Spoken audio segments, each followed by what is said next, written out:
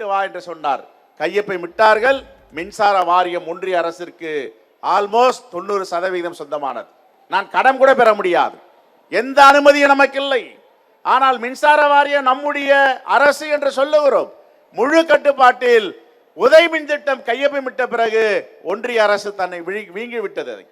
ஒன்று ஒன்றாக சொல்லலாம். ஜிஎஸ்டி 18 விழுக்காடுக்கு மேல் ஜிஎஸ்டி வேண்டாம் என்று சொன்னோம். இது ஐரோப்பிய நாடு இல்லை, நம்முடைய நாடு தாங்காது என்று சொன்னோம். ப. சிதம்பரம் அவர்கள் தெளிவாக சொன்னார்.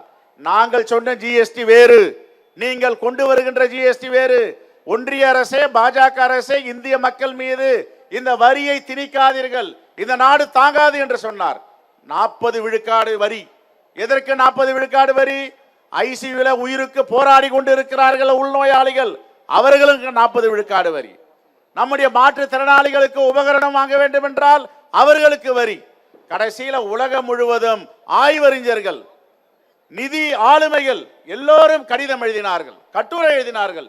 இந்தியா இன்னும் 5 ஆண்டுகளில் பொருளாதாரத்தில் படுபாதாளத்தில் செல்ல போகிறது என்று. உடனே ஞானோதயம் பிறந்து விட்டது மோடி அவர்களுக்கு. நாங்கள் சொல்லும் போது கேட்கவில்லை, தமிழ்நாடு தலைவர்கள் சொல்லும் போது கேட்கவில்லை. தலைவர் ராகுல் காந்தி தொடர்ந்து நாடாளுமன்றத்தில் முழக்கமிட்டார், அப்பொழுது தெரியவில்லை. உலகத்தில் ஆய்வறிஞர்கள் எல்லாம் உங்கள் பொருளாதாரம் மிகப்பெரிய ஆபத்தில் சென்று கொண்டிருக்கிறது, யூஎஸ் டாலர் 100 ரூபாய் தொடப்போகிறது என்றவுடன் நாங்கள் குறைக்கிறோம் என்று சொன்னார்கள். அப்பொழுது இவ்வளவு காலம் 10 ஆண்டுகளுக்கு மேல் இந்த ஜிஎஸ்டி நிதியை யார் மீது சுமத்தினர்கள்? இந்தியர் மீது சுமத்தினர்கள். நீங்க இந்தியர்களுக்கு தானே பிரதமர், இந்தியர்களுக்கு தானே ஒன்றிய அரசு. இப்ப இது ஒரு பக்கம். இன்னொரு பக்கம் அதிபர் டிரம்புக்கு இப்பொழுது இந்தியாவை தாரை வார்த்து கொடுத்திருக்கிறார். அமெரிக்கா இங்கே எப்படி எடப்பாடி பழனிசாமி அவர்கள் கேட்ட இடத்திலெல்லாம் டெல்லிக்கு அடமானம் வைத்தாரோ தமிழ்நாட்டை, அதே போன்று மோடி அவர்கள் அமெரிக்காவுக்கு அடமானம் வைத்திருக்கிறார். இதைதான் தலைவர் ராகுல் காந்தி நாடாளுமன்றத்தின் எதிர்க்கட்சி தலைவர் நேற்று அங்க உரையில சொல்லி இருக்கிறார். என்ன சமரசம் வேண்டி இருக்கிறது? இந்தியாவில் வேளாண்மை குடிமக்கள் எல்லாம் நடுவீதிக்கு வரவிருக்கிறார்கள். எல்லோர் மேலும் வரி வரப்போகிறது. ட்ரம்ப் மிரட்டிய மிரட்டலுக்கு நீங்கள் கையொப்பமிட்டு விட்டீர்கள். நீங்கள் இந்திய நாட்டுக்கு பிரதமரா, அமெரிக்க அதிபர் சொல்வதற்கு நீங்கள் இசைவு தருகிறீர்கள் என்று கூறியிருக்கிறார். இதுதான் பாஜகவுடைய உண்மையான முகம். ஆனால் நிதிநிலை அறிக்கை தாக்கல் செய்தார்கள். நிதிநிலை அறிக்கை ஞாயிற்றுக்கிழமை எந்த காலத்திலும் தாக்கல் செய்ய மாட்டார்கள். முதல் முறையாக இந்திய வரலாற்றில் ஞாயிற்றுக்கிழமை நிதிநிலை அறிக்கை தாக்கல் செய்தார்கள். அந்த நிதிநிலையில நாங்கள் எல்லாம் பார்த்தோம்.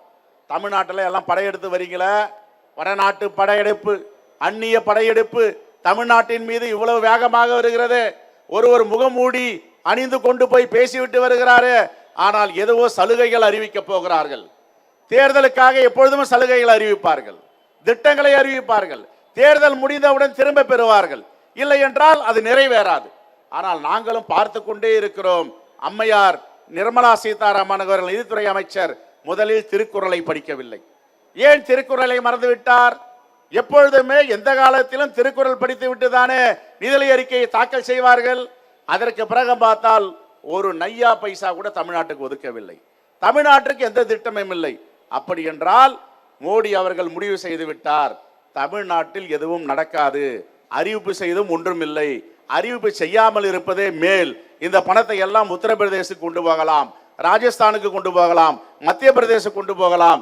2 பேர் தாங்கி பிடித்து இருக்கிறார்களே, சந்திரபாபு நாயுடு ஆந்திராவிற்கும் நிதிஷ்குமாரின் பீகாருக்கும் கொடுக்கலாம்.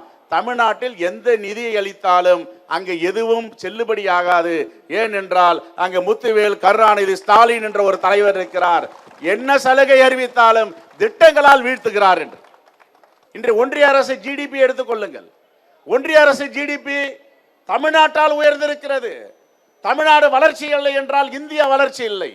ஒரு துறையிலும் தன்னுடைய ஆளுமையை முதலமைச்சர் காட்டி வருகிறார். ஒரு துறையிலும் வளர்ச்சி. இதை நான் சொல்லல, உங்களுடைய இந்தியாவின் யூனியன் பட்ஜெட்ல இருக்க குறிப்பு சொல்லுது, இந்திய அறிக்கை சொல்லுது, கண்ட்ரோலர் ஆஃப் ஆடிட்டர் ஜெனரல் சொல்லுகிறார். எல்லா மாநிலங்களையும் ஒப்பிட்டு பார்க்கும் பொழுது தமிழ்நாடு முதன்மை மாநிலங்களாக மாறி வருகிறது. எடப்பாடி பழனிசாமி அவர்கள் இந்த மாநிலத்தை விட்டு கொண்டு செல்லும் பொழுது 2021 மே மாதம் கொரோனா பெருந்தொற்று. ஆட்சி செய்ய முடியுமா, முடியாதா? ஏற்கனவே வட்டி கட்ட திணறி கொண்டிருக்கிறார்கள். கொரோனா பெருந்தொற்றில் மிகப்பெரிய நட்டம் ஏற்பட்டு இருக்கிறது. அரசு நடத்த முடியுமா என்ற ஒரு கேள்வி எழுந்தது. திறமையாக நடத்தி எண்ணும் எழுத்தும் திட்டத்தை கொண்டு வந்தார். என்னுடைய குழந்தைகள் கொரோனா பெருந்தொற்று காலத்தில் வீட்டில் முடங்கி இருக்கக்கூடாது என்று தாயுமானவர் திட்டமாகட்டும், இல்லம் தேடி கல்வியாகட்டும், மக்களை தேடி மருத்துவமாகட்டும், இந்தியாவே திரும்பி பார்த்தது.